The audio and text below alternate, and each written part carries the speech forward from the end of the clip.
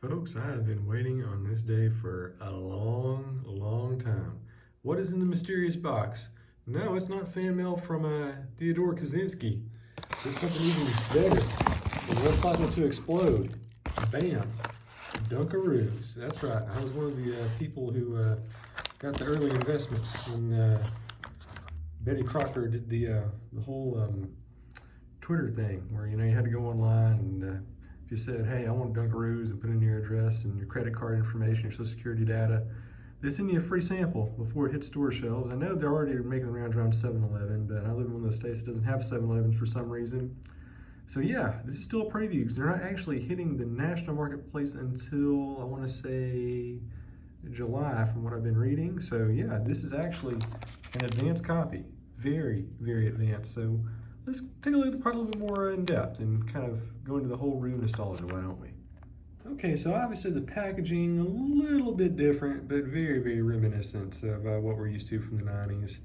Of course, they suspended it, I'm not really quite sure, I think we're early 2000 in the US, so if you wanted to get some Dunkaroos the last couple of years, you had to actually import them from Canada. And as we all know, Canada is not really worth it anymore, so thankfully, NAFTA has gone reverse on us, and we actually have Dunkaroos again in America being produced by Americans as God intended.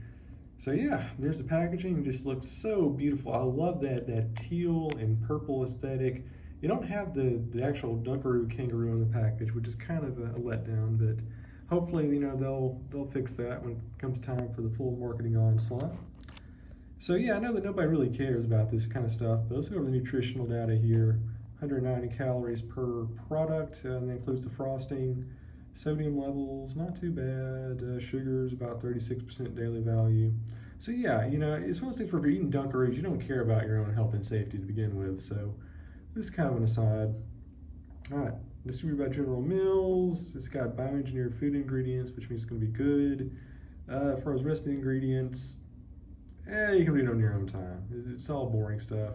I'm sure it's all natural and not going to kill us immediately. We have a October 3rd, 2020 expiration date. So yeah, we got a couple months to eat this. That's good. And there she is. She looks just the way I remember her in all of her circular green crackery beauty.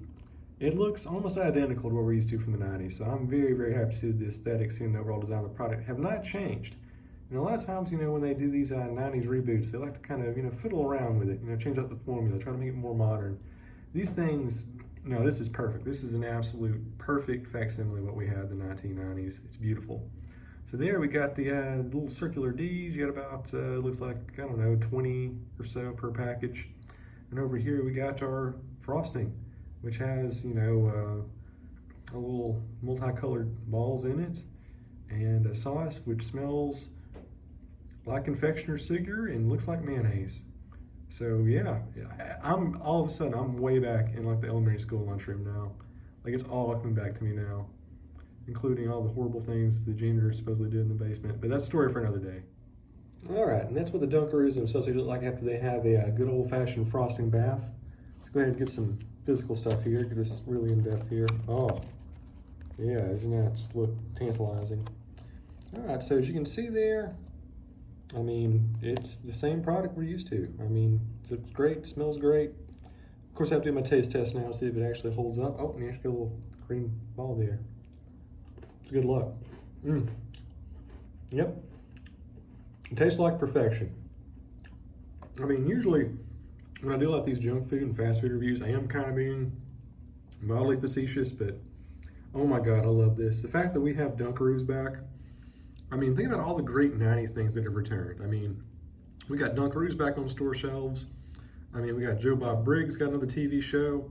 The only thing to really make this better would be if like Sega announced a new hardware console coming out next week, just complete the trifecta. But yeah, this stuff is great.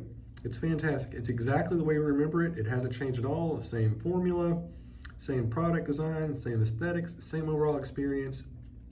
I don't know about you, but I'm gonna be stockpiling these things. Say what you will about 2020 and the whole COVID thing.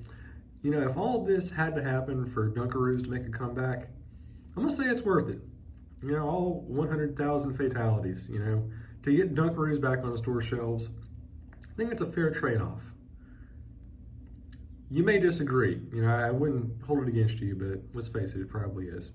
All right, so yeah, Dunkaroos are back. They taste the same. They're fantastic. Go buy them. I love them. And thank you, General Mills. You're good people.